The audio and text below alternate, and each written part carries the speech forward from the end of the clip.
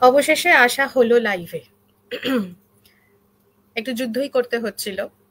আহ, এই স্ট্রিম দিয়ে হবে না ফেসবুক ডিরেক্টলি লাইভ দিয়ে হবে, ক্যামেরা সেটিং হচ্ছিল না, কিন্তু হতে হতে এতটা সময় যাবে সেটা আমি নিজেও বুঝিনি। বন্ধুরা কি কেউ এসেছেন? দেখি কেউ আছেন কিনা। তার আগে নতুন বছরে যারা এখন আছেন বা আসবেন তাদের সবাইকে শুভেচ্ছা এবং কৃতজ্ঞতা অনুষ্ঠানে থাকার জন্য, এবং 2025 এই সালটি খুব সুস্থভাবে সুন্দরভাবে আমরা যেন যাপন করতে পারি, এই শুভেচ্ছা নিয়ে সকলকে শ্রুতিমঞ্জরি অফিসিয়াল পেজে স্বাগত। শুভ সন্ধ্যা। যদিও সন্ধ্যাটা কেটে এখন রাতের দিকে।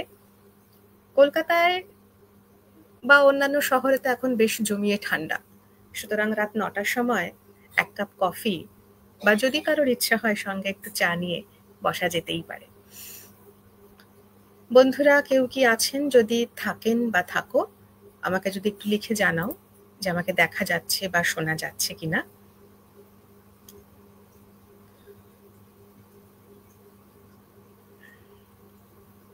একটু কিছুক্ষণ বসি, কয়েকজন বন্ধুরা এলে শুরু করব। হ্যাঁ, একটা কথা বলতেই হয়, বেশ কিছু লেখা পেয়েছি। লেখা পেয়েছি বলতে আমি জানিয়েছিলাম কারোর যদি কোনো রিকুইজিশন থাকে সেটাকে আমাকে দেওয়ার জন্য চেষ্টা করব সেই কবিতাগুলোকে তৈরি করে রাখতে। সেটা অবশ্য পেয়েছি। অসংখ্য ধন্যবাদ আপনাদের। যদিও সেদিক থেকে দেখতে গেলে কবিতার সংখ্যা তো অনেকগুলোই, বা সাথে সাথে কবিতার যে এক একটি আয়তন, দীর্ঘ, দৈর্ঘ্য দৈর্ঘ্য কিন্তু কোনোটা কম নয়। যতক্ষণ আপনারা থাকবেন সঙ্গে ততক্ষণ নিশ্চয়ই কবিতাও থাকবে আমাদের দুই পক্ষের সঙ্গে। আপনাদের রিকোয়েস্ট করব, যদি কেউ থাকেন তাহলে আপনারা যদি আপনাদের ফেসবুকে বা সোশ্যাল মিডিয়াতে এই অনুষ্ঠানটাকে শেয়ার করে দেন, তাহলে অনেকেই এই অনুষ্ঠানটা দেখতে পাবেন। আপনাদের অনুমতি নিয়ে এই কাজটা আমিও একটু চট করে সেরে ফেলি। দুজন আছেন, আশা করছি অনেকেই থাকবেন। যেভাবে সাড়া পেয়েছি আজকে, আশা করছি বন্ধুরা থাকবে। হ্যাঁ, একটু লেট হয়েছে আমার, সেদিক থেকে দেখতে গেলে বন্ধুরা হয়তো সময় মতো এসেছিলেন, আমি হয়তো সে সময় ঢুকতে পারিনি। আমি একবার আমার ফেসবুক অ্যাকাউন্টে শেয়ার করে দিই যাতে বাকি বন্ধুরাও চলে আসতে পারেন চটপট। আর যারা আছেন পর্দার ওই পারে এক এক করে এবার আসছেন, সংখ্যা বাড়ছে, তারা সকলে যদি নিজেদের প্রোফাইলে গিয়ে অনুষ্ঠানটাকে একটু শেয়ার করে দিই আমরা, তাহলে আমরা আরো বন্ধুর নাগাল পাবো, কাছাকাছি যাব। যারা এসেছেন এই মুহূর্তে, নতুন বছরের শুভেচ্ছা, আন্তরিক অভিনন্দন জানাই, এবং বছরটা যেন আমাদের খুব সুন্দরভাবে সুস্থভাবে, শুধু বছর কাটানো নয়, বছরটা যাতে সুন্দর করে দিনগুলো যাপন হয়, সেটার শুভকামনা রইল সকলের জন্য। আজ 4 জানুয়ারি। আমরা যারা অপরাজিতার ছাত্রছাত্রী, আমাদেরকে ফেলে আজকের দিনে চলে গিয়েছিলেন আমাদের অমিতাভদা, আমার গুরু অমিতাভ বাগচি। হ্যাঁ, আজকে তার চলে যাবার দিন। চলে যাবার দিন হিসাবে সেটাকে আলাদা করে স্মরণ করার কিছু নেই, কারণ অমিতাভদা আমার ক্ষেত্রে তো বটেই, এবং আশা করি যারা অমিতাভদার সান্নিধ্য পেয়েছেন গুরু হিসাবে সকলেরই, অমিতাভদা আমাদের প্রতিদিনের যাপনের সঙ্গে থাকেন। আমি অন্তত কবিতা নিয়ে আছি, বাঁচি, এবং যারা আরো অপরাজিতারা রয়েছে আমি নিশ্চিত অমিতাভদা আমাদের সকলের সঙ্গে প্রতিদিন থাকেন, প্রতিনিয়ত থাকেন, কারণ কবিতাটাই আমাদের সবকিছু, যাকে নিয়ে আমরা যাপন করি। বন্ধুরা এসেছেন অনেকেই, আসুন। আমি বরঞ্চ খাতা খুলি। খাতা খোলা মানে একটা একটা করে কবিতা নিয়ে সামনে নিয়ে আসা আপনাদের সামনে। যারা আছেন, খুব জানতে ইচ্ছা করছে কারা কারা রয়েছেন সঙ্গে। যেটা আমার সবসময়ের অনুরোধ থাকে যে কথা আমরা এভাবে বলতে পারি, আমি মুখে কথা বলবো, আপনারা লিখে বা তোমরা লিখে জানাবে। তাই লিখে যদি আমাকে জানাও চটপট করে কারা কারা এখানে আছো, ভালো তো লাগবেই, এবং আমারও অনুষ্ঠানটা শুরু করতে সুবিধাও হবে, আনন্দও পাবো। 7-8 জন, প্রায় 10 জনের কাছাকাছি বন্ধুরা এখানে রয়েছেন।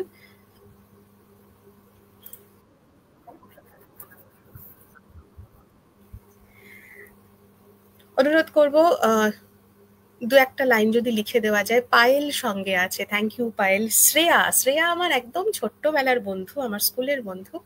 শ্রেয়া সঙ্গে আছে, কেমন ঘুরলি জানাস, কথা হবে পরে। রানু আছে সঙ্গে, থ্যাংক ইউ সো মাচ।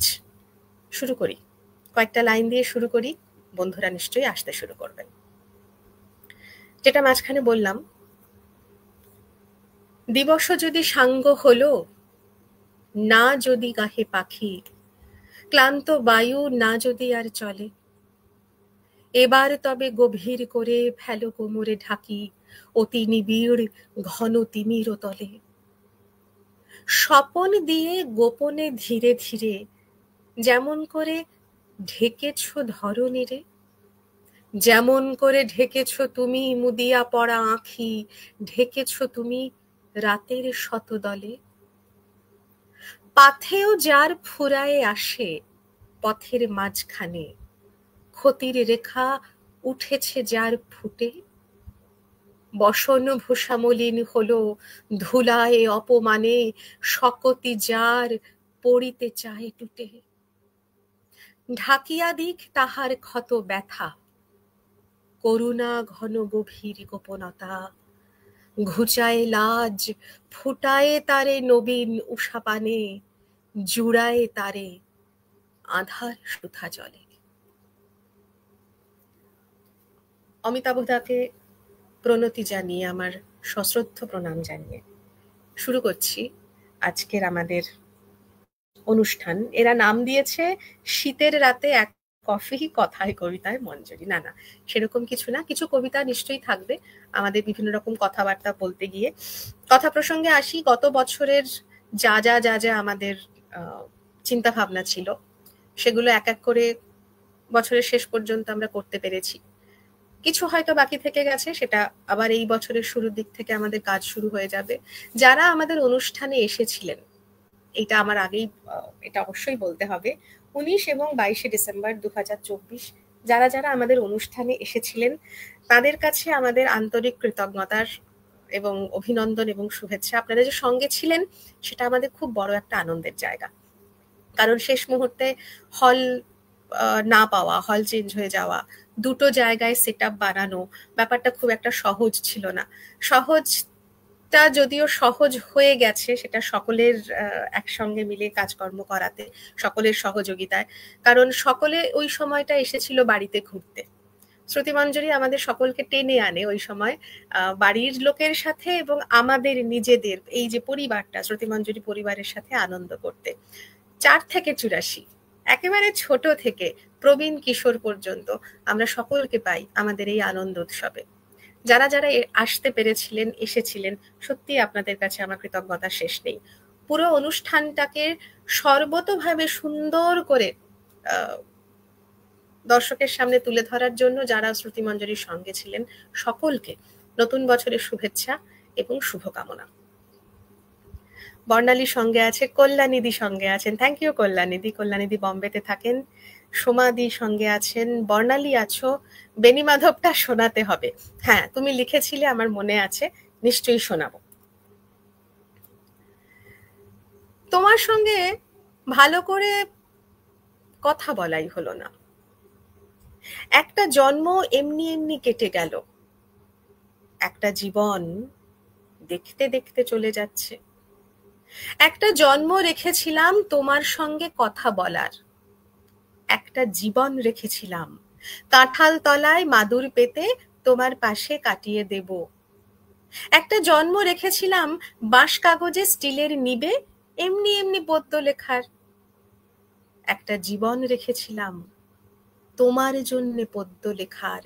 একটা জীবন এমনি এমনি চলে গেল, একটা জন্ম জোড়া তালির ভাত কাপড়ের তককে তককে, একটা জীবন মাথা গোঁজার ফন্দি খুঁজে, একটা জীবন বাক্স মাথায় ভুল শহরে ভুল ঠিকানায় ঘুরে ঘুরে, একটা জন্ম এমনি এমনি কেটে গেল, একটা জীবন দেখতে দেখতে চলে যাচ্ছে। তোমার সঙ্গে ভালো করে কথা বলাই হলো না। জীবন বা সবকিছু জন্ম কেটে যাচ্ছে কিনা জানি না, কিন্তু 2024-এ সুযোগ অতটা হয়ে ওঠেনি বেশ কয়েকবার একা লাইভে আসার। লাইভে আমরা এসেছি, দলের সঙ্গে এসেছি, সবাইকে নিয়ে এসেছি। ওয়ার্ল্ড পোয়েট্রি ডেতে আমরা বিভিন্ন প্রান্তের বিভিন্ন ভাষার কিছু কবিকে আমরা পেয়েছিলাম, তাদেরকে সঙ্গে নিয়ে লাইভে এসেছি। কিন্তু হ্যাঁ, একা আপনাদের সাথে গল্প করার সুযোগ হয়ে ওঠেনি। কিন্তু দেখুন, এই বছরের শুরুতে আমাদের শুরুর অনুষ্ঠানটাই কিরকম অদ্ভুতভাবে কিছুক্ষণ সময় কাটানোর জন্য সময় পেয়ে গেলাম। সেই জন্যই তো ইচ্ছে করে নতুন নীল জানলা দিয়ে তোমায় ডাকি। ইচ্ছে করে চিরটাকাল তোমার কাছে বসেই থাকি। ইচ্ছে করে মেঘের মধ্যে ভেসে বেড়াই, যাকে পেলাম তাকে এড়াই। ওগো, শুধু তোমার কথা বলো। ওগো, তোমার কথা বলো। তুমি শ্রাবণ ভরা আকাশ, তুমি জলের ছলো ছলো। তুমি কেবল কথাবিহীন, যেন দূরের প্রবাসিনী। তুমি কি ছাই চেনো আমায়, আমি তোমায় যত চিনি? ইচ্ছে করে নতুন নীল জানলা দিয়ে তোমায় ডাকি। ইচ্ছে করে চিরটাকাল তোমার কাছে বসেই থাকি। ইচ্ছে করে জটিল জালে জড়াই ডাকি তোমায় বাঁধে, হোক না আমার অপরাধে চিরদিনের বন্দি জীবন, কিংবা মৃত্যুবরণ ফাঁসি। কবিতাটি ছিল শক্তি চট্টোপাধ্যায়ের, আমার নাম বলা হয়নি। প্রথম কবিতাটি যেটি আবৃত্তি করেছিলাম তারাপদ রায়, এবং এখন একদম শুরু করেছিলাম যদিও রবি ঠাকুর দিয়ে, গীতাঞ্জলির 157 সংখ্যক কবিতা দিয়ে, দিবস যখন সাঙ্গ হলো, অমিতাভ দাকে শ্রদ্ধা জানিয়ে। পরের কবিতাটি যেটি বলেছিলাম একটি জন্ম এবং জীবন, তারাপদ রায়ের লেখা, এবং তারপরে যেটি আবৃত্তি করলাম ইচ্ছে করে, কবি শক্তি চট্টোপাধ্যায়। একটু চট করে দেখিনি কারা কারা আছেন। মৈত্রেয়ীদি সঙ্গে আছো, থ্যাংক ইউ মৈত্রেয়ীদি, থাকো সঙ্গে। মা সঙ্গে আছো, থ্যাংক ইউ। আসছি পরের কবিতায়। আজকে যে সকল বন্ধুরা আচ্ছা আমাদের গ্রুপে জানতে চাইছে প্রোগ্রাম শুরু হয়ে গেছে কিনা, ওহো বন্ধুরা 1 মিনিট একটু নিচ্ছে আপনাদের থেকে, অথবা আমাদের এখানে যারা আছেন বা যারা আছো আমাদের গ্রুপে একটু লিঙ্কটা শেয়ার করা যায় নাকি? বুঝতে পারলাম যে সবাই দেখতে পাচ্ছে না, দাঁড়াও কয়েকটা সেকেন্ড নিচ্ছি, এরা হয়তো অপেক্ষায় আছে কিন্তু দেখতে পাচ্ছে না। ব্যাস, কাজ শেষ।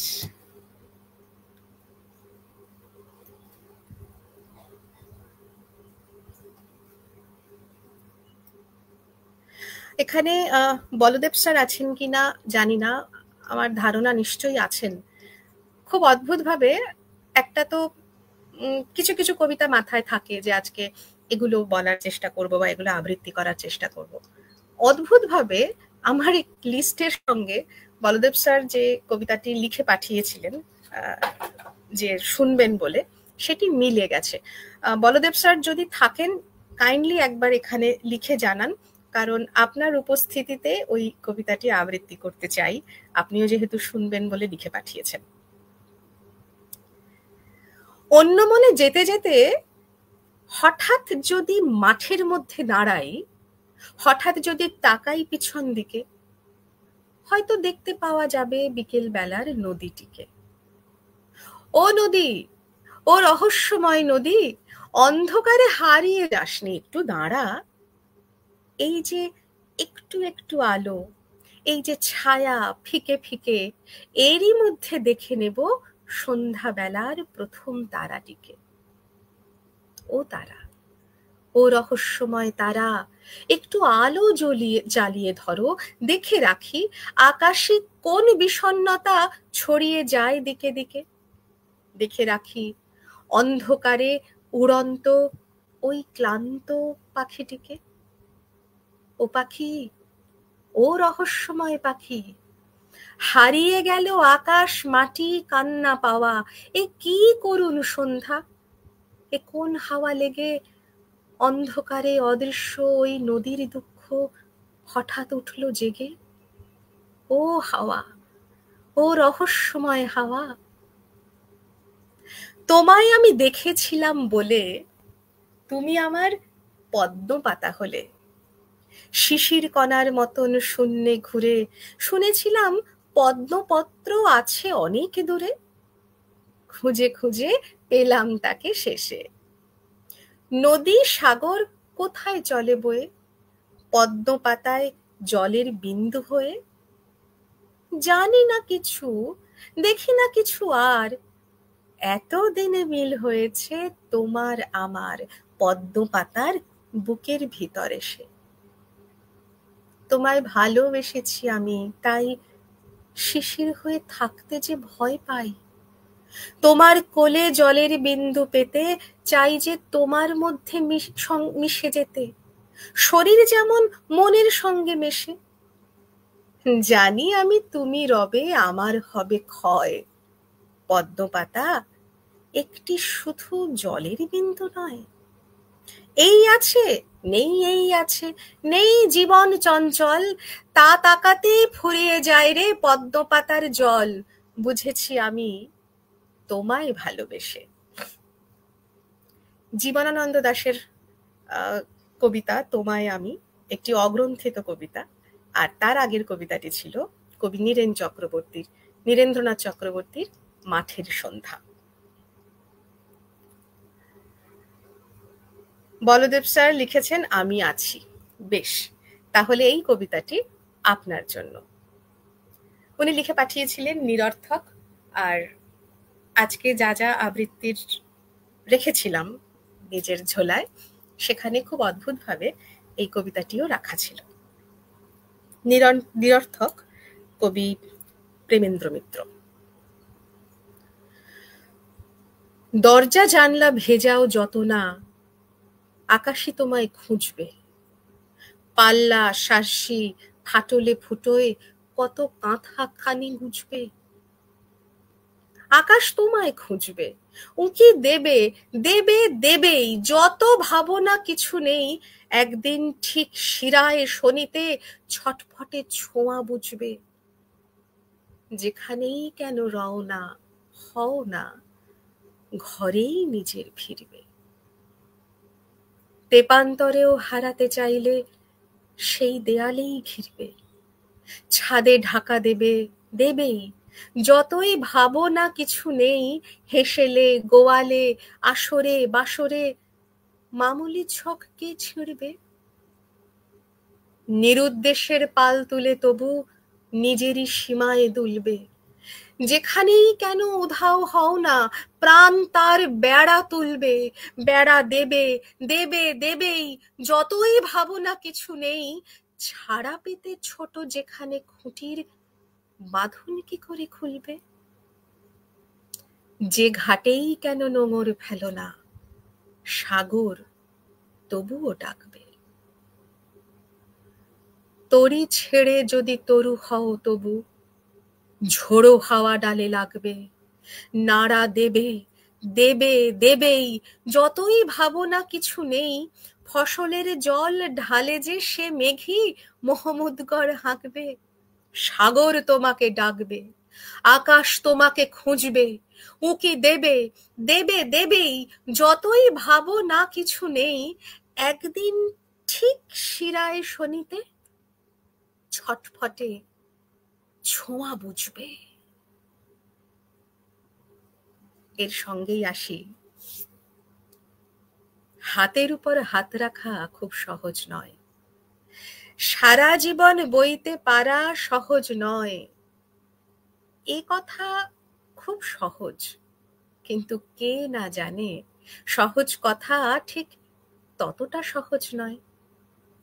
পায়ের ভিতর মাতাল, আমার পায়ের নিচে মাতাল, এই মদের কাছে সবাই ঋণী। ঝলমলে ঘোর দুপুর বেলাও সঙ্গে থাকে হাঁ করা ওই গঙ্গা তীরের চণ্ডালিনী। সেই সনাতন ভরসাহীন অশ্রুহীনা তুমি আমার সব সময়ের সঙ্গিনী না, তুমি আমায় সুখ দেবে তা সহজ নয়, তুমি আমায় দুঃখ দেবে সহজ নয়। প্রেমেন্দ্র মিত্রের পরে বহুশ্রুত এই কবিতাটি কবি শঙ্খ ঘোষের সঙ্গিনী থেকে বলা হলো। একটু দেখে নি বন্ধুরা কারা আছেন, একটু কৃতজ্ঞতা স্বীকার করে নি। বলদেব সেন স্যার তো আছেন জেনেছি। আরশি চক্রবর্তী অনেক দিন পরে, যদিও আমি এভাবে লাইভে এলাম অনেক দিন পর, খুব সুন্দর, অনেকদিন পর দেখলাম তোমায়। ভালো আছো তো? হ্যাঁ গো, ভালো আছি। নতুন বছর খুব সুন্দরভাবে যাপন করি আমরা সবাই মিলে, সকলে সুস্থ থাকে এই কামনা। বন্ধুরা আর যদি কেউ থেকে থাকেন, দু একটা লাইন লিখলে আমারও কথোপকথন অর্থাৎ কথা বলতে সুবিধা হয়। চলে আসবো পরের কবিতায়। আরশি, কলকাতায় কি আছো? তাহলে খুব ভাবছিলাম যদি আমাদের অনুষ্ঠানটাতে আসতে পারতে। জানি না এই বছরের সেটা সুযোগ ছিল কিনা তোমার পক্ষে বা আপনার পক্ষে, পরের বছর সেই ইচ্ছা থাকলো। বেঁচে আছি এই তো আনন্দ, এই আনন্দের জন্য আমি সব কিছু মাথা পেতে নেব। যে কোনো দুঃখ, যে কোনো শান্তি, শুধু এই ভোরের একটু আলো দেখার জন্য আমি পথের ভিক্ষুক হতে রাজি। এই যে গোলাপ ফুলটির দিকে যতক্ষণ খুশি তাকিয়ে থাকতে পারি, এই সুখে আমি হাসি মুখে সব দুঃখ মাথা পেতে নেব। বেঁচে আছি এই তো আনন্দ, এই আনন্দের কাছে কোনো দুঃখই কিছু নয়। এই নির্বাসন, এই শাস্তি, এই দীপান্তর, এই মেঘ, এই ঝুম বৃষ্টি, এই শিশিরের শব্দের জন্য আমি সহস্র বছরের কারাদণ্ড মাথায় নিয়েও বেঁচে থাকতে চাই। বেঁচে আছি এই তো আনন্দ, এই আনন্দে সব আঘাত আমি মাথা পেতে নেব। একটি পাখি দারুণ নাচে, একটি শোনায় গান, একটি আবার মিষ্টি কথায় ভোলায় সবার প্রাণ। একটি ফুলের গন্ধ দারুণ, একটি মাথায় রঙে, একটি আবার চোখ কেড়ে নেয় সাজ পোশাকের ঢঙে। একটি নদী তীব্র গতি, একটি অলস ক্লান্ত, শান্ত ভীষণ একটি যদি, আরেকটি দুর্দান্ত। চাঁদের আলো মায়ায় মোড়া, সূর্য জলে তেজে, তারার মজা মিটমিটিয়ে উল্কা খুশি লেজে, যে যার মতো দিব্যি আছে মজায় আনন্দেই। প্রকৃতির এই মস্ত স্কুলে কম্পিটিশন নেই। তবে কেন রাজার মতো হতেই হবে আমায়? মানবে কি আমাকে মা অন্য ছেলের জামায়? রাজা পারে চড়তে গাছে, আনতে পেড়ে আম, এসব কাজের তোমার কাছে নেই কি কোনোই দাম? গলায় স্টেথো নিতেই হবে, খেলার মাঠে ছয়, হাঁকাই যদি দাদার মতো সেটাও কি নয় জয়? যদি শুনি তোমার কথা যেটাতে নেই ভুল, পাখির কথা শুনবে তো মা, আর যা শেখায় ফুল। একটি শারদীয়া সংখ্যায় বেরিয়েছিল কবিতাটি, মহাদেব সেনের না, সরি, অংশুমান করের শারদীয় সংখ্যায় এই কবিতাটি বেরিয়েছিল। এবারে আসি, বলদেব স্যার যেটা বলেছিলেন তারপরে একটু জানতে চাইবো যারা যে কবিতা শুনতে চেয়েছিলেন তারা সঙ্গে আছেন কিনা। একটু ধীরে ধীরে ভারী কবিতার দিকেই আসছি। 9:35 বাজে। আমার আজকে লাইভে আসতে একটু দেরি হয়েছিল, কারণ ভেবেছিলাম সরাসরি ফেসবুক লাইভে ঢুকবো, কিন্তু কোনো কারণে আমার ক্যামেরা সাপোর্ট করছিল না। নীলিমা ব্যানার্জি জানাচ্ছেন, অনেকদিন পর দেখলাম তোমায়, happy new year, stay always blessed. হ্যাঁ নীলিমাদি, নমস্কার, শুভ নববর্ষ এবং নতুন বছরের শুভেচ্ছা। হ্যাঁ, অনেকদিন আসা হয়নি, সুযোগ হয়ে ওঠেনি বিভিন্ন কাজে, এই তো আজকে এলাম। আজকে কিছুক্ষণ আমরা কবিতা নিয়ে থাকি।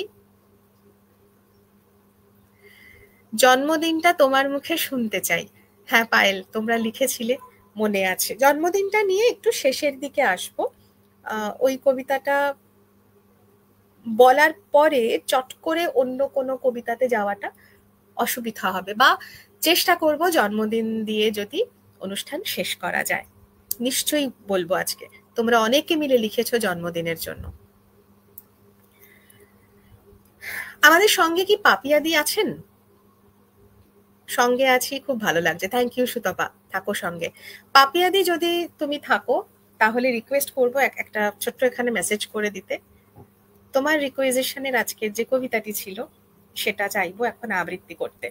পাপিয়াদি সঙ্গে আছেন কিনা, আছো কিনা, বা সুমিত দা সঙ্গে আছেন কিনা। সুমিত দাও একটি কবিতা লিখে পাঠিয়েছিলেন, কবিতার নাম, কারণ যারা আপনারা বা তোমরা শুনতে চেয়েছো সেই কবিতার আবৃত্তিগুলো সঙ্গে থেকে একসঙ্গে সেটা শেয়ার করলে বেশি ভালো লাগবে।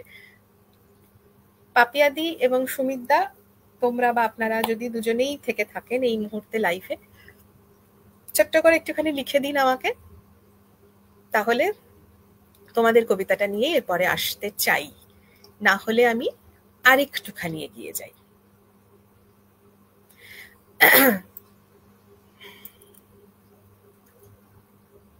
আচ্ছা, আমি আপাতত দেখতে পাচ্ছি না এনাদের দুজনকেই।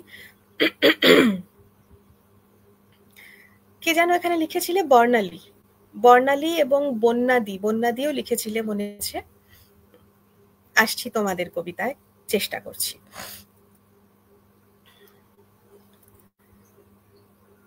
বেণীমাধব, বেণীমাধব তোমার বাড়ি যাব। বেণীমাধব তুমি কি আর আমার কথা ভাবো? বেণীমাধব মোহন বাঁশি তমাল তরু মূলে বাজিয়েছিলে, আমি তখন মালতী স্কুলে। ডেস্কে বসে অঙ্ক করি, ছোট্ট ক্লাস ঘর, বাইরে দিদিমণির পাশে দিদিমণির বর। আমি তখন নবম শ্রেণী, আমি তখন শাড়ি, আমি তখন নবম শ্রেণী, আমি তখন 16, ব্রিজের ধারে বেণীমাধব লুকিয়ে দেখা হলো। বেণীমাধব, বেণীমাধব এত দিনের পরে সত্যি বলো, সে সব কথা এখনো মনে পড়ে? সে সব কথা বলেছ তুমি তোমার প্রেমিকাকে? আমি কেবল একটি দিন তাকে দেখেছিলাম আলোর নিচে, অপূর্ব সে আলো। স্বীকার করি দুজনকেই মানিয়েছিল ভালো। জড়িয়ে দিল চোখ আমার, পুড়িয়ে দিল চোখ। বাড়িতে এসে বলেছিলাম ওদের ভালো হোক। রাতে এখন ঘুমোতে যাই একতলার ঘরে, মেঝের উপর বিছানা পাতা, জ্যোৎস্না এসে পড়ে। আমার পরে যে বোন ছিল চোরাপথের বাঁকে মিলিয়ে গেছে, জানি না আজ কার সঙ্গে থাকে। আজ জুটেছে, কাল কি হবে, কালের ঘরে শনি। আমি এখন এই পাড়ার সেলাই দিদিমণি। তবু আগুন বেণীমাধব, আগুন জ্বলে কই। কেমন হবে আমিও যদি নষ্ট মেয়ে হই? এই ছিল বেণীমাধব। এখানে যা হয় স্মৃতি থেকে বলা, তো যখনই কোনো মেসেজের দিকে চোখ চলে গেছে তখন মাঝে মধ্যে স্মৃতি বলে যে অন্যদিকে তাকিও না, ফিরে এসো। ঠিক সেই কাণ্ডটাই হয়েছিল। অর্পিতাদি সঙ্গে আছো, থ্যাংক ইউ অর্পিতাদি। জন্মদিন শুনতে চাই, হ্যাঁ জন্মদিন নিশ্চয়ই শোনাবো। জন্মদিনের পরে আসলে অন্য কোনো কবিতা, আর ওটা একটা অন্য মুড তৈরি হয়ে যায়, তাই জন্মদিন নিশ্চয়ই শোনাবো, জন্মদিন পরে শোনাবো। পাপিয়াদি সঙ্গে আছেন কিনা আমি বুঝতে পারলাম না। কল্যাণীদি লিখছেন আমি কবিতাটি যদি একটু বলো। আচ্ছা বেশ, ঠিক আছে।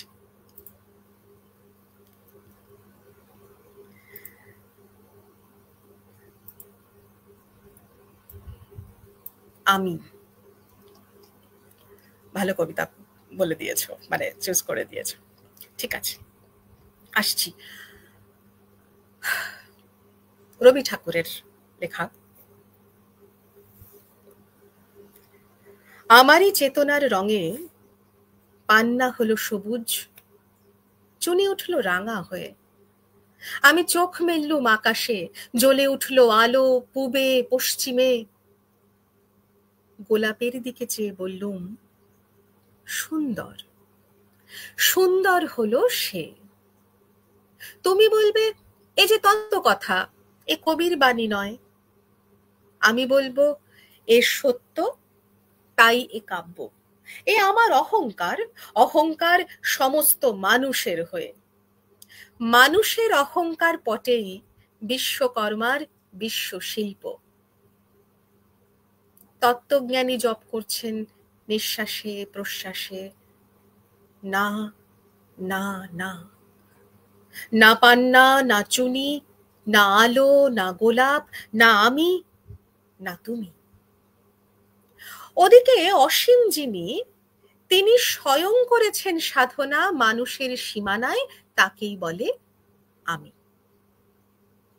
সেই আমির গহনে আলো আঁধারের ঘটল সঙ্গম, দেখা দিল রূপ, জেগে উঠল রস। না কখন ফুটে উঠে হলো হাঁ মায়ার মন্ত্রে, রেখায় রঙে সুখে দুঃখে। একে বলো না তত্ত্ব, আমার মন হয়েছে পুলকিত। বিশ্ব আমির রচনার আসরে হাতে নিয়ে তুলি, পাত্রে নিয়ে রং। পণ্ডিত বলছেন, বুড়ো চন্দ্রটা নিষ্ঠুর চতুর হাসি তার, মৃত্যুদূতের মতো গুঁড়ি মেরে আসছে সে পৃথিবীর পাঁজরের কাছে। একদিন দেবে চরম টান তার সাগরে পর্বতে মর্তলোকে, মহাকালের নূতন খাতায় পাতা জুড়ে নামবে একটা শূন্য, গিলে ফেলবে দিন রাতের জমা খরচ। মানুষের কীর্তি হারাবে অমরতার ভান, তার ইতিহাসে লেপে দেবে অনন্ত রাত্রির কালে। মানুষের যাবার দিনের চোখ বিশ্ব থেকে নিকিয়ে নেবে রং, মানুষের যাবার দিনের মন ছানিয়ে নেবে রস। শক্তির কম্পন চলবে আকাশে আকাশে, জ্বলবে না কোথাও আলো।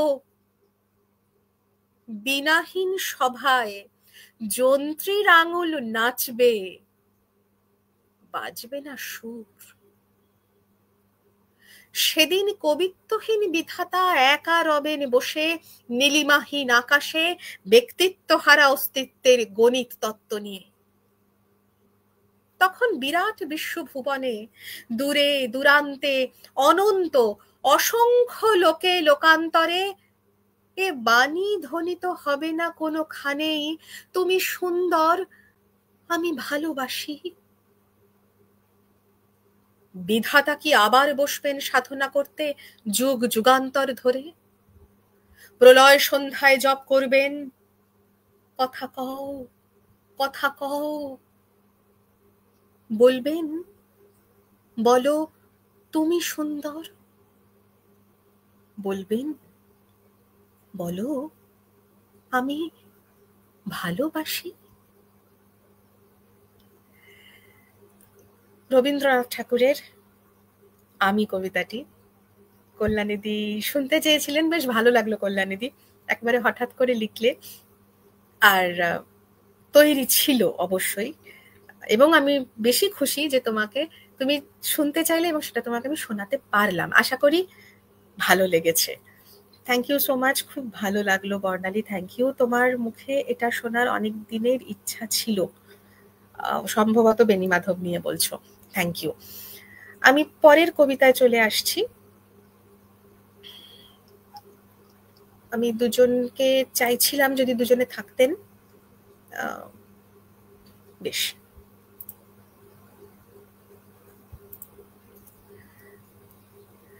পাপিয়াদের যে কবিতাটা উনি শুনতে চেয়েছিলেন, কবিতাটি ছিল মা বলল শিশুকে, কবি মল্লিকা সেনগুপ্তের। থাক, এটা আপাতত তোলা, এটা একেবারেই ওনার স্পেশাল রিকোয়েস্ট ছিল, থাকলো তোলা। মল্লিকা সেনগুপ্তের আরেকটি কবিতাতে আসছি, গদ্য পদ্য মিশিয়ে।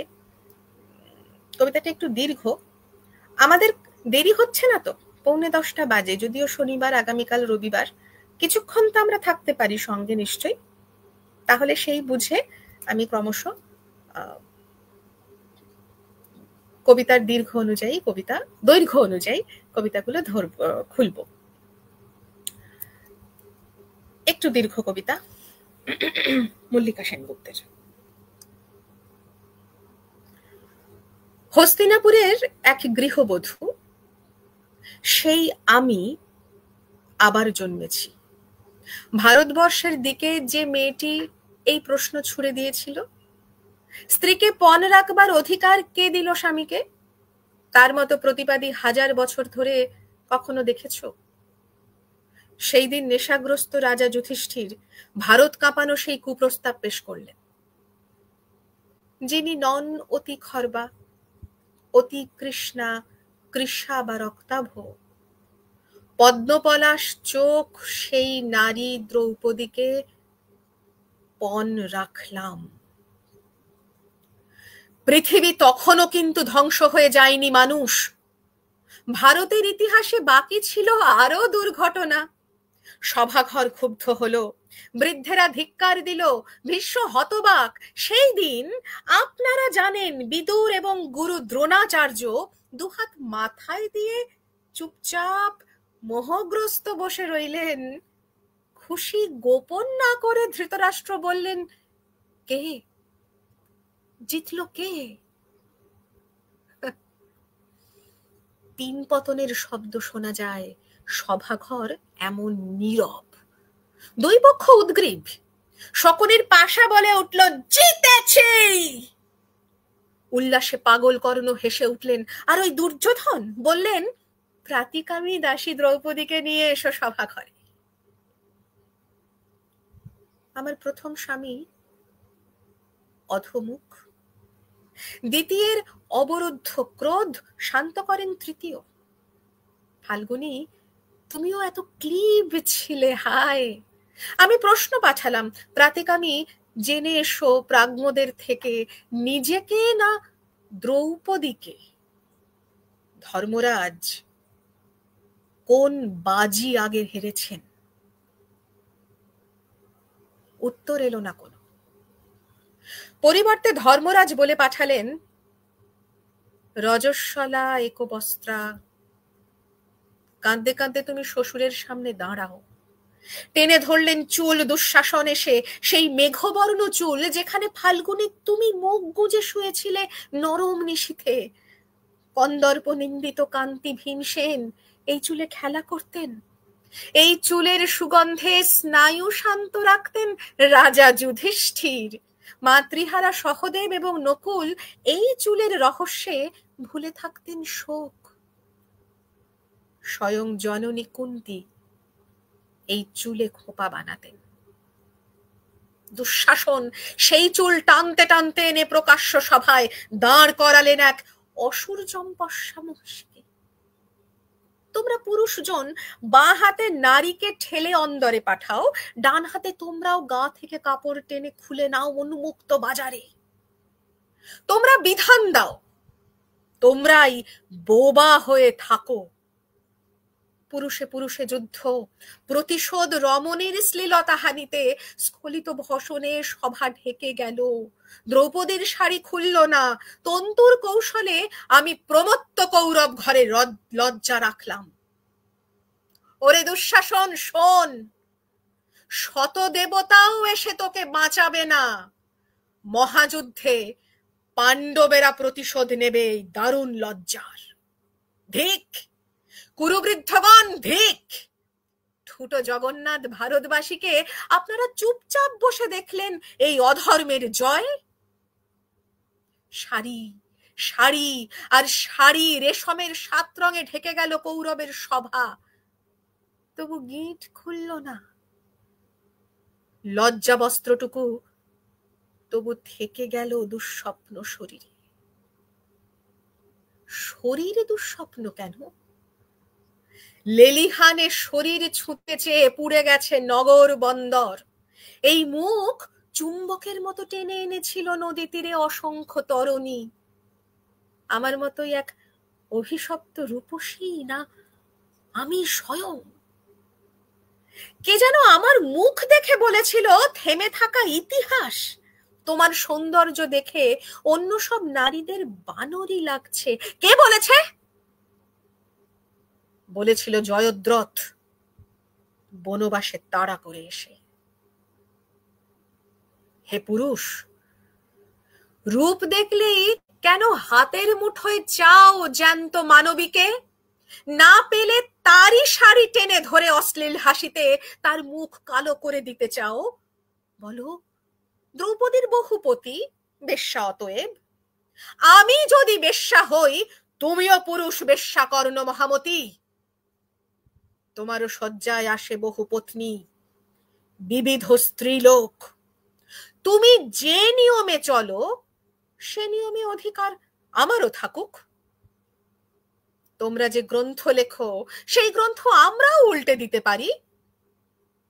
শোনো কর্ণ, শোনো সভাজন, তোমাদের ছাইপাশ বিধি নিষেধের দিকে একটি বঙ্কিম প্রশ্ন।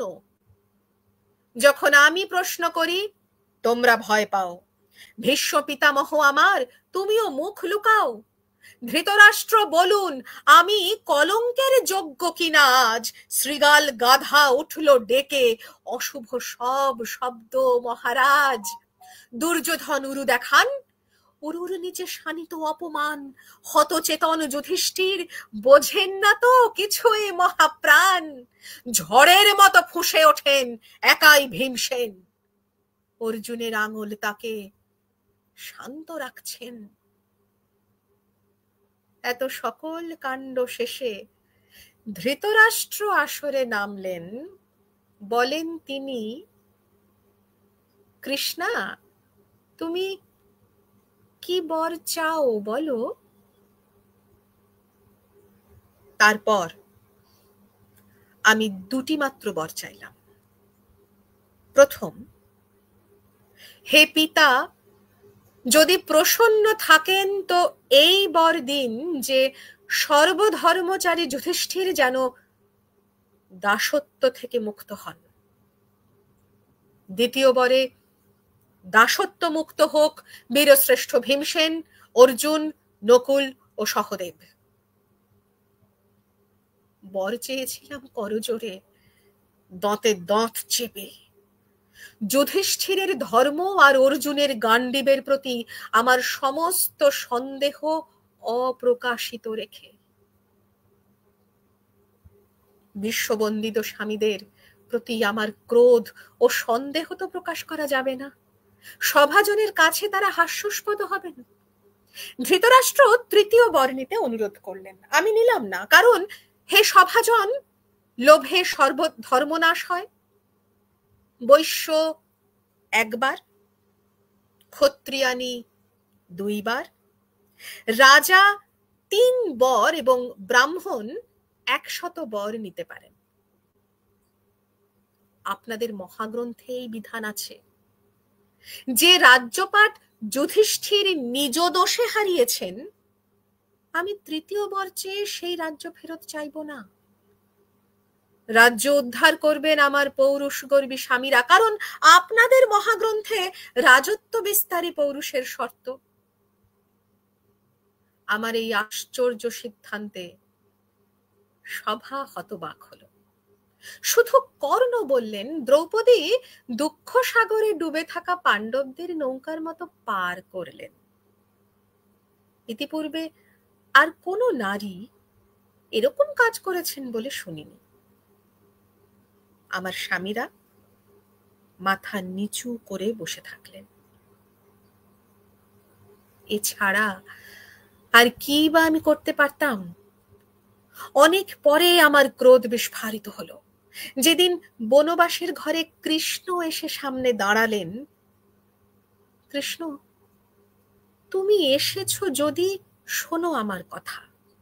আমার কোনো যুধিষ্ঠির ভীমার্জুন নেই, আমার কোনো পুরুষ নেই, দ্বৈত নেই, বন্ধু নেই, পিতা বা ভ্রাতা নেই, আমার কোনো সমাজ নেই, পায়ের মাটি নেই। মধুসূদন, তুমিও নেই, তুমিও পাশে ছিলে না সেই দিন। আমাকে যারা শোণিতময় দেখেও হেসেছিল, আমাকে যারা কলুষ হাতে স্পর্শ করেছিল, এখনো তারা পৃথিবী জুড়ে দাপটে বেঁচে আছে, এবং আমার স্বামীরা আজ সন্ধি চাইছেন। ধিক আমার বেঁচে থাকার দুঃখ ইতিহাসে।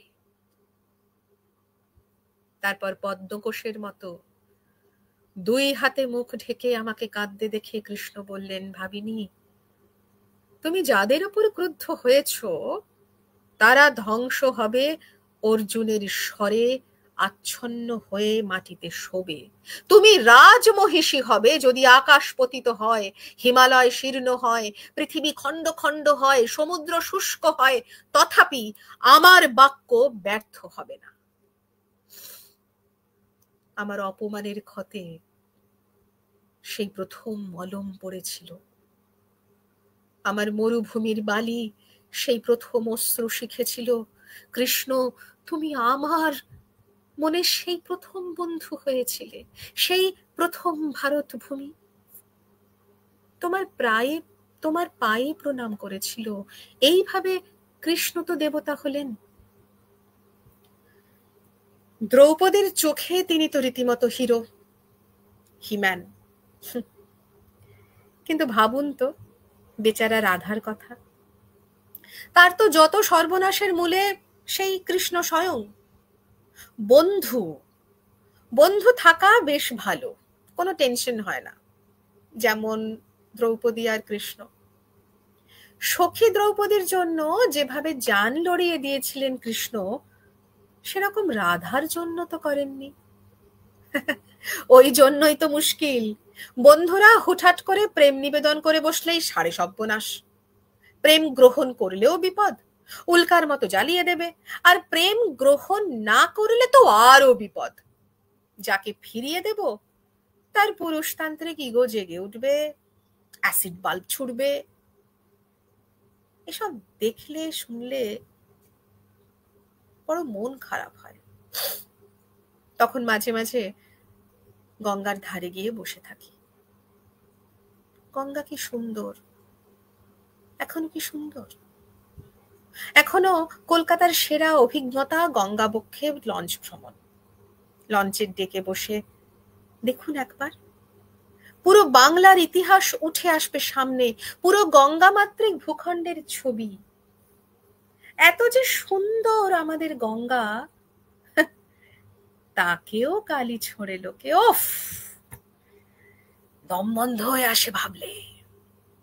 মনে হয় যেন আমার গায়েই কালি ঢেলে দিচ্ছে কেউ, আমারই মুখে বাল্ব মারছে কোনো দুষ্টু প্রেমিক। মল্লিকা সেনগুপ্তের দ্রৌপদী কথা। অমিতাভ, এটা তোমার গলাতে বারবার শুনতে ইচ্ছা করে। কোন কবিতাটা তো বুঝলাম না, কোনটা শুনে লিখেছিস 2 মিনিট আগে? তার মানে কি এটাই দ্রৌপদী কথা যেটা বললাম? শুভাদি, আজ রাতে তোমার জীবন্ত আবৃত্তিতে বেশ রোমাঞ্চিত হচ্ছি। ধন্যবাদ এমন অনুষ্ঠানের জন্য। থ্যাংক ইউ শুভাদি, সঙ্গে থাকো। কল্যাণীদি লিখেছেন, খুব ভালো লাগলো। আরে আমাকে থ্যাংক ইউ দিচ্ছ কেন? তোমরা সঙ্গে আছো। এখন এক্স্যাক্টলি রাত 10টা বাজে। খুব বেশিক্ষণ সময় নষ্ট করব না তোমাদের। অসাধারণ লাগলো ma'am Sutapa, thank you so much. তোমাদের ভালো লাগাটা সেটা আমার প্রাপ্তি, সেটা আবৃত্তি করতে আমিও কি সাহস পাই। পায়েল লিখেছো, অপূর্ব লাগলো। Thank you Payel. মাও আছো। বলদেব স্যার লিখছেন, এ বাবা স্যার এরকম করে বলবেন না। কি লিখেছেন? দ্বিতীয় অনুরোধ কি করা যাবে? তাহলে নীরেন চক্রবর্তীর ঈশ্বর মানুষ হবেন আবৃত্তি করতে পারো। আচ্ছা ঠিক আছে, ঈশ্বর মানুষ হবেন, হ্যাঁ সেটা করা যেতেই পারে। তার আগে আমি আরেকবার শুধু জানতে চাইবো যে পাপিয়াদি এবং সুমিতদা আপনারা আছেন কিনা। মানে এরকম নয় যে থাকলে বলবো, না থাকলে বলবো না, ব্যাপারটা তা নয়। কিন্তু আপনারা যদি সামনে থাকেন, আপনাদের সামনে বলতে সেটা ভালো লাগবে। ঈশ্বর মানুষ হবে না মানুষ ঈশ্বর হবে, কোনটা লিখেছেন স্যার একবার দেখি আপনার মেসেজটা। ঈশ্বর মানুষ হবেন, আচ্ছা ওকে। কারণ মানুষ ঈশ্বর হবে সেই কবি আলাদা।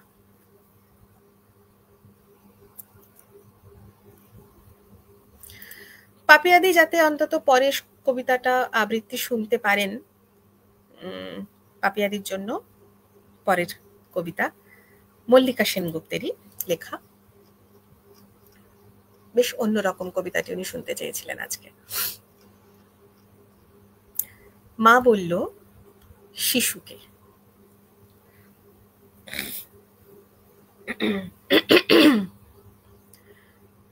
তুই না থাকলে আজ ঝাঁকি মেরে জীবনটা দেখতাম আরো একবার। তোর ছোট ছোট হাত শরীরের সবচেয়ে ভালোবাসা হয়ে লেগে না থাকলে সব জ্বালিয়ে দিতাম। নিজেকে নিলাম করে কিনে আনতাম আজ আনন্দ গোলক। পাখি কিনে এক এক করে ছেড়ে ফেলতাম ডানা, অথবা ঘুঙুর পায়ে উঠতাম বাইজি কোঠায়।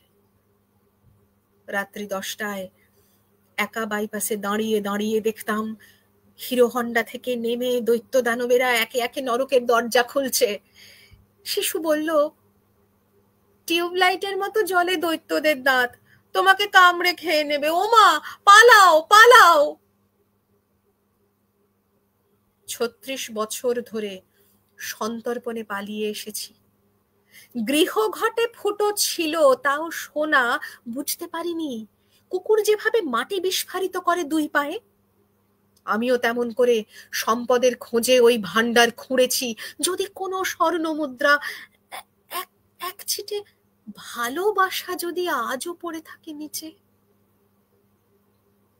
মা, আমি তোমাকে ভালোবাসি। ডগি, পিঙ্কি, কুট্টুস, আয়া আর ঠাকুমাও। শিশু বলল, বাবা ভালোবাসে। আসলে দুজন ভালো মানুষের ভালোবাসাটাও ম্লান হয়ে আসে কোনো বিষণ্ণ বিকেলে। বোকা সেই মেয়েটার চোখের সামনে হঠাৎ আগ্নেয় শিলা ফেটে যায় ক্রোধে ও বিস্ময়ে।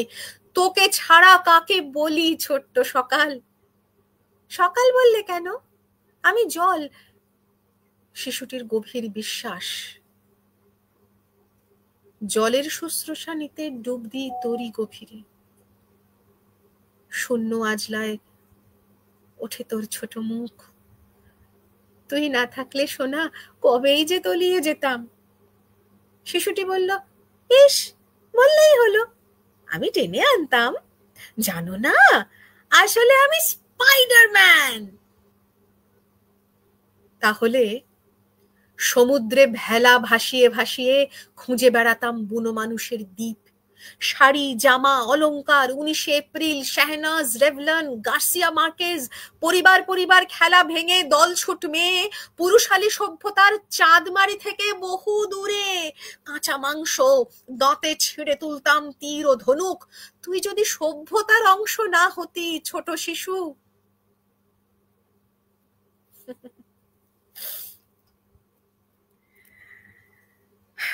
বর্ণালী লিখছে, অসাধারণ লাগলো দ্রৌপদী কথা। লাস্ট লাইনগুলো একদম সত্যি সত্যি গঙ্গা এখন নোংরা হয়ে গেছে। একদম থ্যাংক ইউ দ্রৌপদী, অসাধারণ লাগলো। আসছি পরের কবিতায়। আমার কাছে সুমিতদা মেসেজ করেছিলেন। সুমিতদা শুনতে চেয়েছিলেন কি যেন, শুভরানীর স্বাদ।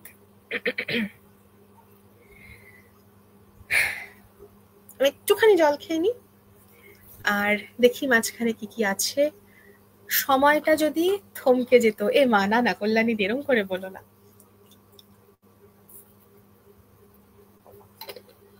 সবকিছুর প্রস্তুতি লাগে, শেষ না হলে নতুন হবে কি করে, শুরু হবে কি করে, তাই না?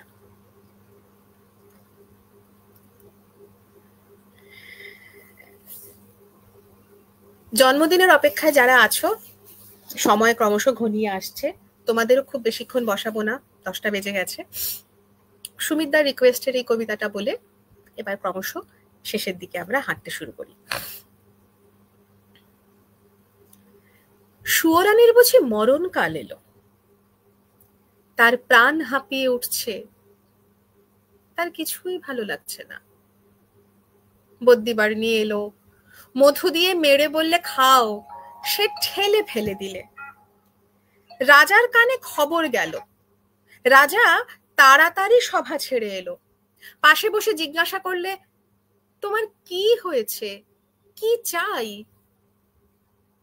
সে গুমড়ে উঠে বললে, তোমরা সবাই যাও, একবার আমার স্যাঙাতনিকে ডেকে দাও। স্যাঙাতনি এলো। রানী তার হাত ধরে বললে, সই, বসো, কথা আছে। স্যাঙাতনি বললে, প্রকাশ করে বলো। সৌরানী বললে, আমার 7 মহলা বাড়ির এক ধারে 3টে মহল ছিল, দুয়োরানীর। তারপরে হলো 2টো, তারপরে হলো 1টা, তারপরে রাজবাড়ি থেকে সে বের হয়ে গেল। তারপরে দুয়োরানীর কথা আমার মনে রইল না। তারপরে একদিন দোলযাত্রা। নাট মন্দিরে যাচ্ছি ময়ূরপঙ্খী চড়ে। আগে লোক, পিছে লস্কর, ডাইনে বাজে বাঁশি, বাঁয়ে বাজে মৃদঙ্গ। এমন সময় পথের পাশে নদীর ধারে ঘাটের উপরটিতে দেখি একখানি কুঁড়ে ঘর। চাঁপা গাছের ছায়ায় বেড়া বেয়ে অপরাজিতার ফুল ফুটেছে। দুয়ারের সামনে চালের গুঁড়ো দিয়ে শঙ্খচক্রের আলপনা। আমার ছত্রধারিণীকে শুধলেম, আহা, ঘরখানি কার? সে বললে, দুয়োরানীর। তারপরে ঘরে ফিরে এসে সন্ধ্যার সময় বসে আছি, ঘরে প্রদীপ জ্বালিনি, মুখে কথা নেই। রাজা এসে বললে, তোমার কি হয়েছে, কি চাই? আমি বললেম, এ ঘরে আমি থাকবো না। রাজা বললে, আমি তোমার কোঠা বাড়ি বানিয়ে দেব গজদন্তের দেওয়াল দিয়ে। শঙ্খের গুঁড়োয় মেঝেটি হবে দুধের ফেনার মতো সাদা, মুক্তোর ঝিনুক দিয়ে তার কিনারে এঁকে দেব পদ্মের মালা। আমি বললাম, আমার বড় সাধ গিয়েছে, কুঁড়ে ঘর বানিয়ে থাকি তোমার বাহির বাগানের একটি ধারে। রাজা বললে, আচ্ছা বেশ। তার আর ভাবনা কি, কুঁড়ে ঘর বানিয়ে দিলে। সে ঘর যেন তুলে আনা বনফুল, যেমনি তৈরি হলো অমনি যেন মুষড়ে গেল। বাস করতে গেলেন, কেবল লজ্জা পেলেন। তারপরে একদিন স্নান যাত্রা। নদীতে নাইতে গেছি, সঙ্গে 107 জন সঙ্গিনী। জলের মধ্যে পালকি নামিয়ে দিলে স্নান হলো। পথে ফিরে আসছি, পালকির দরজা একটু ফাঁক করে দেখি, ও কোন ঘরের বউগা?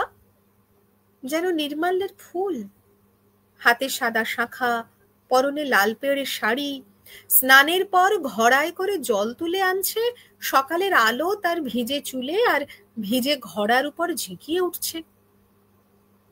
ছত্রধারিণীকে শুধলেম, মেয়েটি কে, কোন দেব মন্দিরে তপস্যা করে? ছত্রধারিণী হেসে বললে, চিনতে পারলে না? ওই তো দুয়োরানী।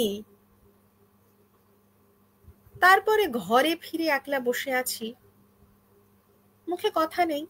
রাজা এসে বললে, তোমার কি হয়েছে, কি চাই?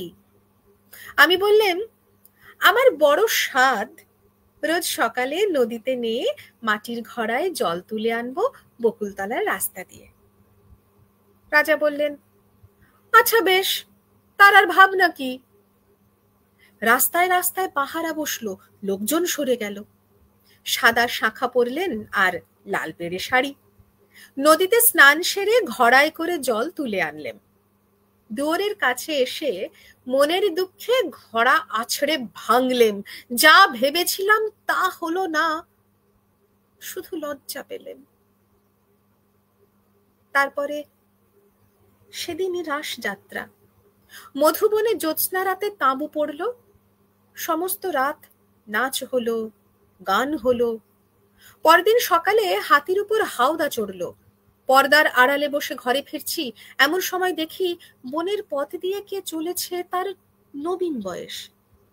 চূড়ায় তার বনফুলের মালা, হাতে তার ডালি, তাতে শালুক ফুল, তাতে বনের ফল, তাতে ক্ষেতের শাক। ছত্রধারিণীকে শুধলেম, কোন ভাগ্যবতীর ছেলে পথ আলো করেছে? ছত্রধারিণী বললে, জানো না, ওই তো দুয়োরানির ছেলে, ওর মার জন্য নিয়ে চলেছে শালুক ফুল, বনের ফল, ক্ষেতের শাক। তারপরে ঘরে ফিরে একলা বসে আছি, মুখে কথা নেই। রাজা এসে বললে, তোমার কি হয়েছে, কি চাই? আমি বললাম, আমার বড় স্বাদ, রোজ খাবো শালুক ফুল, বনের ফল, ক্ষেতের শাক, আমার ছেলে নিজের হাতে তুলে আনবে। রাজা বললে, আচ্ছা বেশ, তার আর ভাবনা কি? সোনার পালঙ্কে বসে আছি, ছেলে ডালি নিয়ে এলো, তার সর্বাঙ্গে ঘাম, তার মুখে রাগ, ডালি পড়ে রইল, লজ্জা পেলে। তারপরে আমার কি হলো জানি, একলা বসে থাকি, মুখে কথা নেই। রাজা রোজ এসে আমাকে শুধোয়, তোমার কি হয়েছে, কি চাই? সুয়োরানী হয়েও কি চাই সে কথা লজ্জায় কাউকে বলতে পারিনি। তাই তোমাকে ডেকেছি সাঙ্গাতনি, আমার শেষ কথাটি বলি তোমার কানে। ওই দুয়োরানীর দুঃখ আমি চাই। সাঙ্গাতনি গালে হাত দিয়ে বললে, কেন বলো তো? সুয়োরানী বললে, ওর ওই বাঁশের বাঁশিতে সুর বাজলো, কিন্তু আমার সোনার বাঁশি কেবল বয়েই বেড়ালেম, আগলে বেড়ালেম, বাজাতে পারলেম না।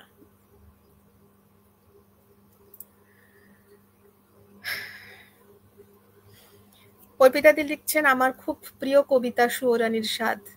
Thank you.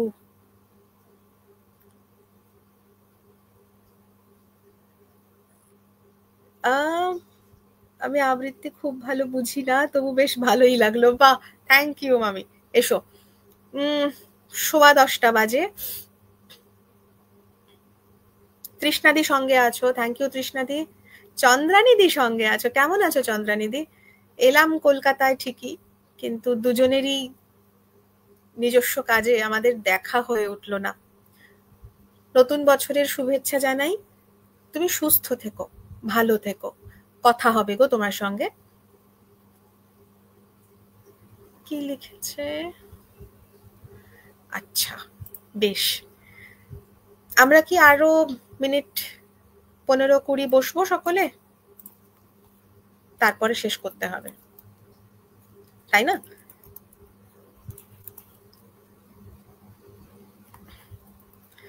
শুভাদি একটি কবিতার নাম লিখেছেন।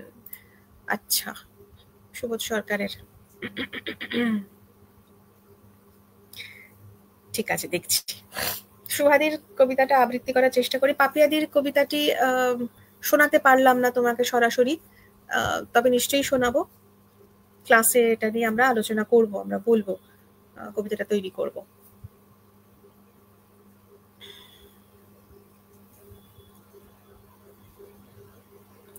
শুভাদি শুনতে চেয়েছে সুবোধ সরকারের লেখা, কবি সুবোধ সরকারের লেখা দুর্গার 10 হাত কখনো ছিল না। দুর্গার 10 হাত কখনো ছিল নার পরে তারপরে আমরা চলে আসব শেষের কবিতায়। চন্দ্রানিধি লিখেছ, ভালো আছি গো।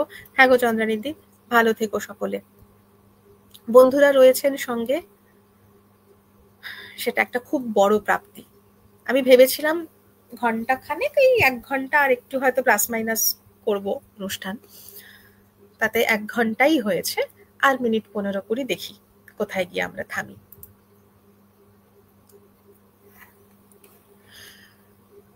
দুর্গার 10 হাত কখনো ছিল না, আজও নেই। অথবা শিউলিদিকে দুর্গা বলতে না পারলে মাটির দুর্গাকে প্রণাম করে কি হবে? আমার মা আমাকে একবার কানে কানে একটা কথা বলেছিল, ফিসফিস করে বলেছিল, যাতে কেউ শুনতে না পায়। আমার কানটাকে টেনে কাছে এনে মা বলেছিল, কাউকে বলবি না তো? আমি বললাম, কি? আগে বল, বলবি না? আমি বললাম, না, বলবো না। মা বলল, দুর্গার কটা হাত? আমি বললাম, 10টা। মা বলল, কোনোদিন দুর্গার 10টা হাত ছিল না। প্রথম দিন 2টো ছিল, তারপর 3টে হলো, তারপর 4টে হলো। এভাবে কি একটার পর একটা হাত গজায় কারো? তুই 2টো হাত নিয়ে পৃথিবীতে এসেছিস, তোর কি কোনোদিন 4টে হাত হবে? দুর্গার হাত প্রথমে 2টো ছিল, আজও 2টো আছে, 100 বছর পরেও 2টো থাকবে। মা যেদিন কথাটা ফিসফিসিয়ে বলেছিল, সেই ফিসফিসানোর বয়স 100 বছর না হলেও 50 হলো। মাকে কথা দিয়েছিলাম কাউকে বলবো না, বলিনি, আজ লিখলাম। আমার মা পাবনা থেকে পালিয়ে আসা একটি মেয়ে, যে কিনা সীমান্ত পেরোনোর সময় বাবার সঙ্গে বমাল ধরা পড়তে তত করে জিজ্ঞাসা করেছিল রাইফেলধারীকে, তোমরা এপারে তুলসী লাগাতে দেবে তো? সেটা ছিল কোজাগরীর আগে। দীপাবলিতে কোনো দ্বীপ জ্বলেনি সেবার। আমার মা স্কুল কলেজে যায়নি কোনো দিন, কিন্তু গীতার এক একটি অধ্যায় রোজ পুকুরে ডুব দিয়ে উঠে ভিজে কাপড়ে বলতে বলতে তুলসী গাছে জল দিত। 50 বছর আগে মায়ের কথাটা হুবহু মনে পড়ছে আজ। দুর্গার 10 হাত ছিল না কখনো, আজও নেই।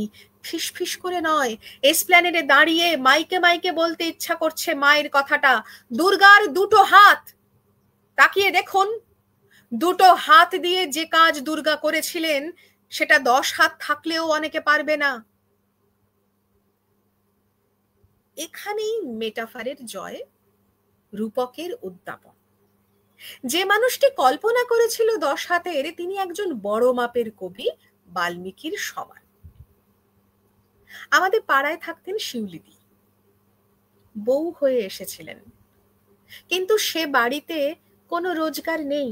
বর পঙ্গু, পাড়ায় একটা চা বিস্কুটের দোকান দিলেন, সেই টাকায় বাজার করতেন, ছেলেকে পড়াতেন, মারতে মারতে স্কুলে নিয়ে যেতেন, বরের ওষুধ কিনে আনতেন, শাশুড়িকে স্নান করাতেন। দোকান বড় হলো, এক ঘরের বাড়ি বানালেন। বড় মারা গেল, ছেলে হায়ার সেকেন্ডারিতে স্টার পেল, ছেলেকে ডাক্তারি পড়ালেন, ছেলে এখন কলকাতায় প্রতিষ্ঠিত চিকিৎসক। এই শিউলিদির যদি 10 হাত না থাকে, তো কার 10 হাত আছে? এই শিউলিদিকে যদি আমি দুর্গা বলতে না পারি, তাহলে মাটির দুর্গাকে সারা জীবন প্রণাম করে কি হবে? আমার কাছে শিউলি মানে শরৎ নয়, আমার কাছে শিউলি মানে চা বিস্কিটের দোকানে চালানো শিউলিদি। যে মেয়েটি কাঁখে ছেলে নিয়ে, মাথায় 8টা ইট নিয়ে প্রমোটারের বাড়ি বানাচ্ছে, সে কি দুর্গা নয়? যে মেয়েটি গ্রাম থেকে উড়ে গেল সেদিন ওয়াশিংটন ডিসি নাসায় বিজ্ঞানী হিসাবে যোগ দিতে, সে যখন 2 দিন বাদে গ্রামের বাড়িতে ফিরবে ছুটি নিয়ে, তাকে দেখার জন্য বেশি ভিড় হবে, সে কি দুর্গা নয় বলে, নাকি দুর্গা বলে? কল্পনা চাওলা যখন মহাকাশ থেকে ছাই হয়ে ঝরে পড়েছিল, তখন কি মনে হয়নি, আহারে একটা দুর্গা ছাই হয়ে গেল? তারপর দেখলাম সেই ছাই থেকে আরো আরো নতুন দুর্গা বেরিয়ে এলো। তাদের কারো 10টা হাত নেই, সবার 2টো করে হাত। দুর্গাপুজো আসলে সবার পুজো।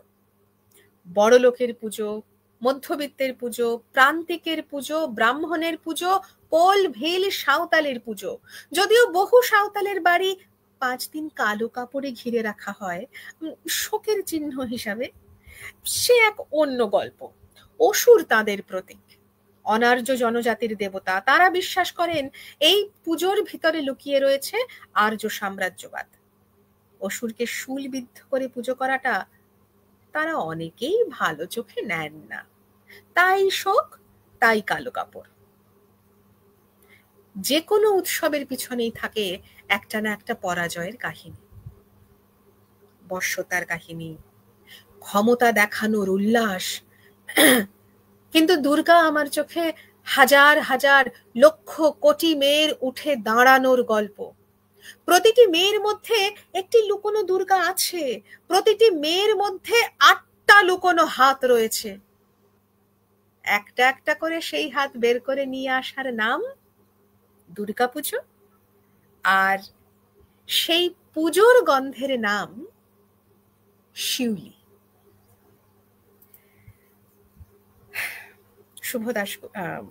সুবোধ সরকারের লেখা দুর্গার 10 হাত কোনোদিন ছিল না, আজও নেই। বেশ, রাত 10:20, 10:22। চলে আসি আমার আজকের শেষের নিবেদনে। তারপরে আজকের মতো বিদায় নেব। বিদায় না নিলে আবার নতুন করে প্রস্তুতি নিয়ে নতুন করে আসবো কিভাবে? সবসময় আমার একার আশা হয়ে ওঠে না। তার কারণ হচ্ছে আমরা সবসময় চাই একসাথে বড় হতে। একসাথে বড় হওয়া মানে আমরা যারা শ্রুতিমঞ্জরির সদস্যরা রয়েছি, যারা ছাত্রছাত্রীরা রয়েছেন, ওই যে বলেছিলাম শুরুতে 4 থেকে 84, আমরা সকলেরই কিছু না কিছু চিন্তা ভাবনা, কিছু না কিছু নতুন কোনো কবিতা কোলাজ বানানো, নতুন কিছু চিন্তা ভাবনা, এটা চলতেই থাকে। সব গ্রুপকে একসাথে নিয়ে আসাটা সম্ভব হয় না, খুব সত্যি কথা। তাই এক একটা সময় এক একটা গ্রুপকে তৈরি করা হয়। তো তৈরি করে আমরা আসি, শ্রুতিমঞ্জরির পেজে আমরা আসি, তবে বেশিরভাগ যেটা আসা হয় সেটা দলগতভাবে আসা হয়, সেটা সত্যি কথা। তবে মাঝে মধ্যে নিশ্চয়ই চেষ্টা করব নতুন কিছু কাজ, নতুন কিছু চিন্তা ভাবনা নিয়ে সরাসরি আপনাদের সঙ্গে, আপনাদের সামনে আসতে। সেটার জন্য আমি সত্যি ক্ষমা চেয়ে নিচ্ছি, দুঃখিত। গত বছর বেশ কিছু আমাদের এরকম ধরনের চিন্তা ভাবনা থাকা সত্ত্বেও আমি সবটা আসতে পারিনি, সেটা সুযোগ হয়নি। আমার আজকের শেষ নিবেদন, বহু বছর পরে এই আবৃত্তিটা চেষ্টা করছি করার। জানাবেন সব মিলিয়ে কেমন লাগলো, মেসেজ পড়া ইত্যাদি। আশা করছি সকলেরই কৃতজ্ঞতা স্বীকার করেছি। কেউ যদি কোনোভাবে বাদ যান সেটা একেবারেই অনিচ্ছাকৃত, সেটা সবাই জানেন যারা চেনেন, আমরা যারা একে অপরকে জানি বা চিনি। আর যদি কোনো কারণে বাদ চলে যায়, আর একবার লিখে দেবেন। আরেকবার লিখলে তো ক্ষতি নেই, কিন্তু আমার যদি আনইনটেনশনালি বাদ চলে যায়, না পড়তে পারলে আমার খারাপ লাগবে।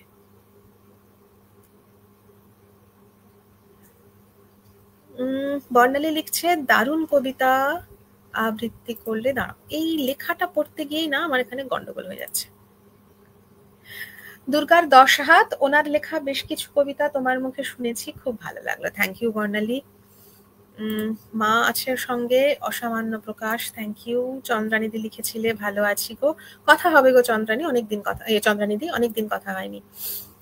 অর্পিতা দি, আমার খুব প্রিয় কবিতা সুরানির স্বাদ, তোমার গলায় শুনতে ভালো লেগেছে, থ্যাংক ইউ। শুভাদির সুবোধ সরকারতে এইমাত্র আবৃত্তি সারলাম।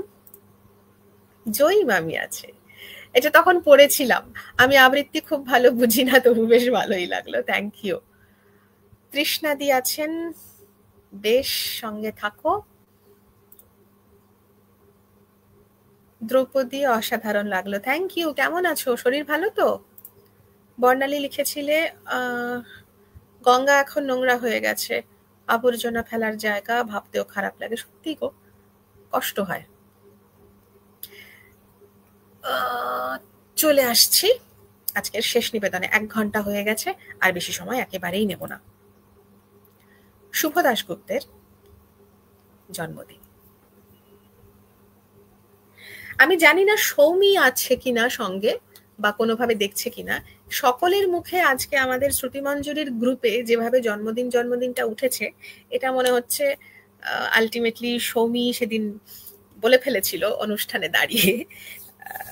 ঠিক আছে, থ্যাংক ইউ সৌমি, যদি থাকিস, সূত্রপাত তোকে দিয়ে হয়েছিল, কবিতাটা তোর জন্যও আজকে বলছি, এবং আমাদের সকলের জন্য। আজ 1 শ্রাবণ, খোকন, আজ তোর জন্মদিন। তুই যখন জন্মেছিলি, আমরা তখন যাদবপুরে নতুন গড়ে ওঠা কলোনির টালির ঘরে। তোর স্কুল মাস্টার বাবা সেই হ্যারিকেনের আলো জ্বালা ঘরেই আনন্দে আর খুশিতে ঝলমলে হয়ে উঠেছিলেন তুই আসার পর।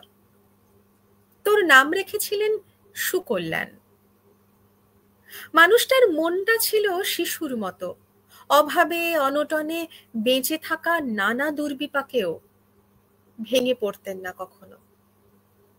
সকলের ভালো চাইতেন মন থেকে, বলতেন, দেখো, একদিন এই দেশের মানুষ ঠিক খুঁজে পাবে মুক্তির পথ, শোষণ থেকে মুক্তি, দারিদ্র থেকে মুক্তি, অশিক্ষা থেকে মুক্তি। আজ পয়লা শ্রাবণ। খোকন, আজ তোর জন্মদিন। ছোটবেলায় তোর মনে আছে, আমাদের ভাঙা মেঝেতে বাক্স থেকে বার করা মেজমাসির হাতে তৈরি আসনটা পেতে দিতাম, সামনে রাখতাম ঠাকুরের আসনের প্রদীপখানা। তুই বসতিস বাবু হয়ে চুপটি করে। তোকে আমরা একে একে ধান দুব্য মাথায় দিয়ে আশীর্বাদ করতাম। বাবা বলতেন, বড় হও, মানুষ হও। তোর বাবার বন্ধু ঘোষ কাকু, তিনি বলতেন, বেঁচে পড়তে থাকো, ভালো হও।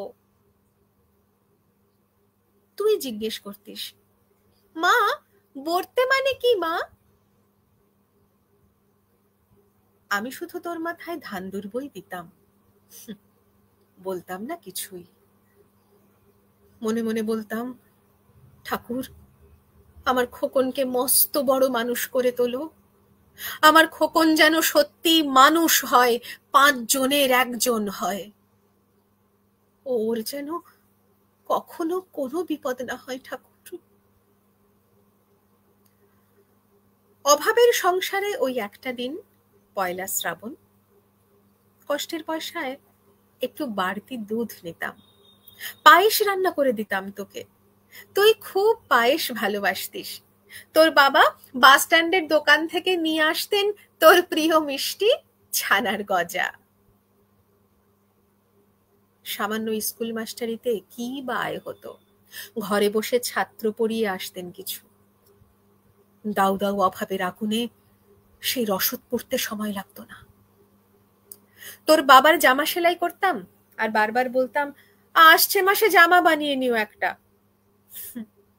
বলতেন হেসে হেসে, না না, খোকন বড় হচ্ছে, ওর জন্য ভাবছি দুধ রাখতে হবে আরো আধশের। দুধে শক্তি বাড়ে, বুদ্ধি বাড়ে। শক্তি আর বুদ্ধি না হলে তোমার খোকন মস্ত বড় মানুষ হয়ে উঠবে কি করে? ভাবছি আরো 2টো টিউশনি নেব। ছাত্র পড়িয়ে পড়িয়ে মানুষটা দিনের শেষে ক্লান্ত হয়ে যেতেন। বারান্দার ধার ঘেঁষে যখন রাতের অন্ধকারে জোনাকির ব্যস্ততা আর ঘরে তোর পড়া মুখস্থ করার একটানা সুর আমাদের কলোনির বাড়িটাকে জীবন্ত করে রাখত, তখন বলতেন আমায়, তোমার চেহারার দিকে নজর দাও তো, খাওয়া দাওয়া করো একটু সময় মতো, শাড়িটাও তো দেখছি বেশ ছিঁড়েছ। সামনের মাসে বাজারের সামনে ওই যে রায় ব্রাদার্স, ওখান থেকে ধারেই একটা শাড়ি আনবো। আমি বলতাম, বাদ দাও তো, সামনে খোকনের উঁচু ক্লাস, কত বইপত্তর কিনতে হবে। উনি দীর্ঘশ্বাস ফেলে চুপ করে যেতেন। জোনাকিরা নিঃশব্দে অদৃশ্য আলপনা আঁকত উঠোনের আগাছার ছোপে।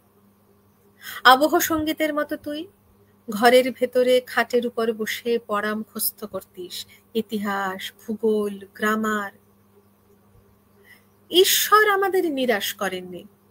তুই কত বড় হলি, সব পরীক্ষায় কত ভালো ফল হলো তোর। বাবা বললেন, আরো পড়ো, উচ্চ শিক্ষাই উচ্চ সম্মানের একমাত্র পথ। তুই আরো পড়লি, তারপর তোর চাকরি হলো কত বড় আপিসে। মনে আছে খোকন, প্রথম মাসের মাইনে পেয়ে তুই কত কি কিনে এনেছিলি? তখন তো আমরা উঠে এসেছি শ্যামবাজারে, 2 কামরার বেশ বড়সড় ফ্ল্যাট তোর অফিস থেকেই তো দিয়েছিল। সেই বাড়ি, সেই ঘর, সেই ব্যালকনি, কত স্মৃতি, কত ছবি, কত শব্দ। ওই বাড়িতেই তো আশ্বিনের এক ঝোড়ো বিকেলে, তোর মনে আছে খোকন, তোর বাবা চলে গেলেন যেদিন, সেই দিনটার কথা? তুই বাবার বুকের ওপর পড়ে যখন কাঁদছিলি হাপুস নয়নে, সদ্য স্বামী হারা আমি সেদিন তোর সেই অসহায় মুখ দেখে আরো বেশি ভেঙে পড়েছিলাম। তোকে বুকে টেনে নিয়েছিলাম ছোটবেলার মতো, বলেছিলাম, খোকন, আমার খোকন, আমি তো আছি বাবা, আমি তো আছি।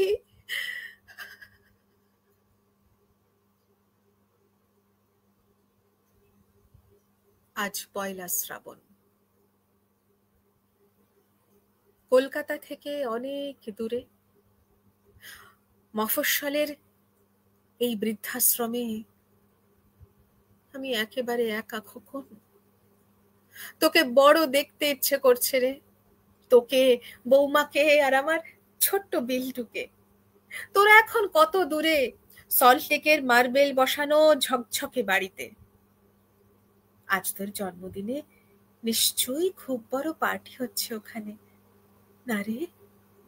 লোকজন, হইচই, খাওয়া দাওয়া, খুব ভালো, খুব ভালো।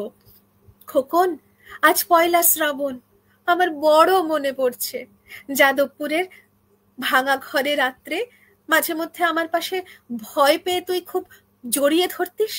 আমি বলতাম, ভয় কি রে, আমি তো আছি, মা তো আছে খোকনের, ভূত পেতনি সব পালিয়ে যাবে। যার মা থাকে তাকে কি ভূতে ধরে? তুই নিশ্চিন্ত হতিস, ঘুমিয়ে পড়তিস আমার বুক জুড়ে। তোর আধুনিক সংসারে এ বুড়িটার একটু জায়গা হলো না? প্রতিমাও তো মা, ওরও তো আছে আমার খোকনের মতো এই কোল আলো করা চাঁদের টুকরো। কিন্তু সময়ের কি আশ্চর্য পরিবর্তন। খোকন, এখন তুই বোধহয় আর পায়েস খাস না, না রে? তুই জানিস না খোকন, আজ আমি সকালে পায়েস রান্না করেছি। হ্যাঁ, তোরই পাঠানো টাকায়। সারা দিন সেই পায়েসের বাটি নিয়ে বসে আছি খোকন, এখানে এই বৃদ্ধাশ্রমে, আমার একলা ঘরে, আর কেউ নেই। তুই একবার আসবি খোকন, একবার আসবি, একবার, একবার।